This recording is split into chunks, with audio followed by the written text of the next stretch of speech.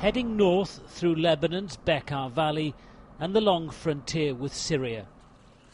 A narrow stream marks a porous border where Syrian conscripts patrol just kilometres from the front line. Here, pro-government fighters are increasingly reliant on support from Hezbollah, their allies in Lebanon.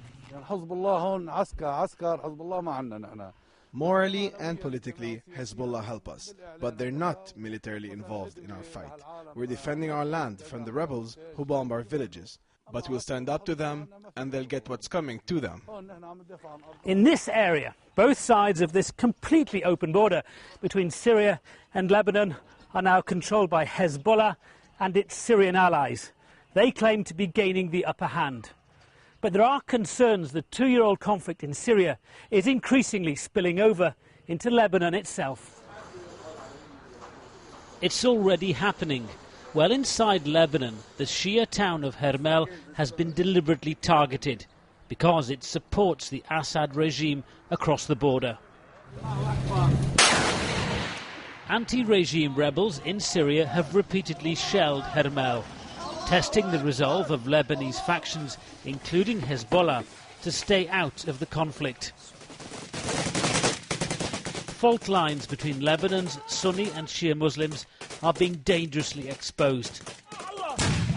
Fighters from both sides are being drawn into Syria's war on a new alarming level.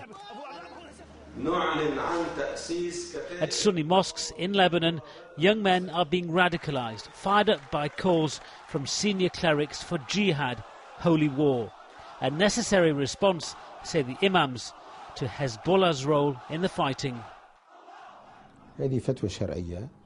This is a legitimate fatwa, a ruling from God, from the Quran. There are oppressed people in Syria. Women and children are being raped, killed and expelled. So any just Lebanese person should go and help them, and will be rewarded by God. Lebanon's own future is threatened by the turmoil in Syria. The longer it continues, the more nervous the army and the increasingly divided factions on this side of the border will get. Wira Davis, BBC News, Northern Lebanon.